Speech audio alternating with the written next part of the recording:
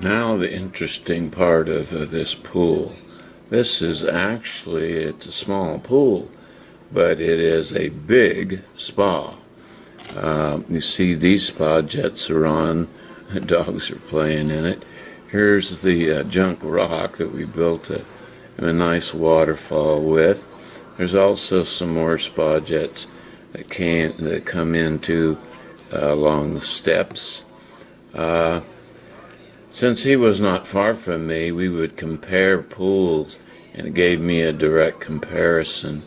In the winter, my pool would be 56 degrees.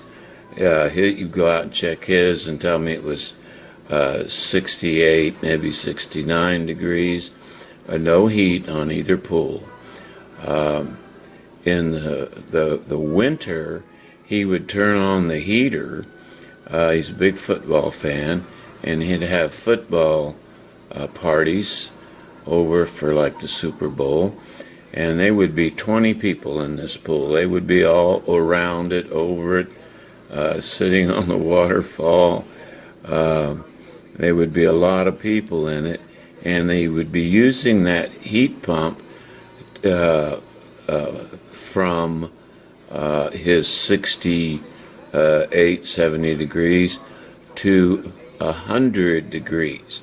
In fact, his wife will not get in this pool in the winter unless it is 100 degrees. Heard that more than once. And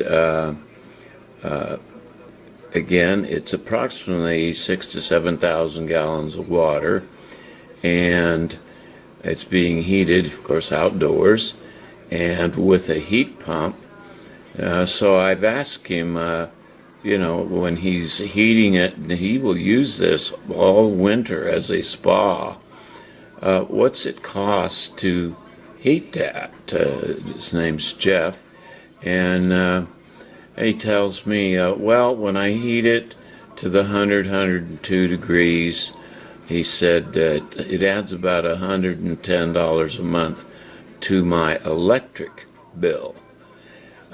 Which is something pretty easy to keep track of, because if you're not running the pool heater, you know how much less your electric bill is, because everything else in your home is running. So it's costing him during the winter, November, December, January, maybe into February, he'll spend roughly $100 a month if he uses this for a spa. Now, because it's a heat pump, it takes a little bit longer for the water to warm up using a heat pump. They won't even come on unless the outside temperature is 42 degrees. So it might take him 5 or 6 days to get it that warm, and that's only running it from maybe 10 to like 2 or 3 in the afternoon.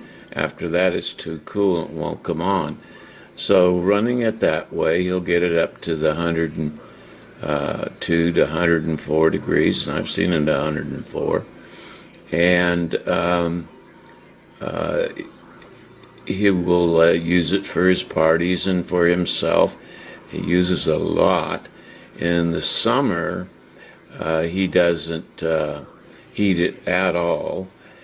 He wants it as cold as he can get it, and that's just the way he is. And as hot as he can get it in the summer, and as cold as he can get it in the winter. Kind of makes sense. Or vice versa. Anyway, he uses it virtually year-round. He's had it, like I say, 14 years now, approximately. It's a beautiful little pool. Happens to be one of my favorites. And in fact, from this pool, we coined a new word, and we call something like this a spool, S-P-O-O-L, a combination spa, pool. Use it either way you want, during whatever part of time of the year you want. It's inexpensive to heat. He has a cover back here. You can see he's not even using that. But that's a beautiful little pool. Now, we do not look at just our thermally insulated walls and insulating the floor as a completely energy balanced pool. We've done other things, and we were doing them long before they were popular, let's say. Example, if we have two main drains in this pool, what we will do is pull the water from the skimmer and inject that, run that back through the system, purification system, heating system. Now, what are we doing? We're pulling warm water off the top. Then we're going to plumb it so that we can inject that cold water in the bottom. So we're going to do what we call reverse circulation of the water, which in essence, it's a lot cheaper to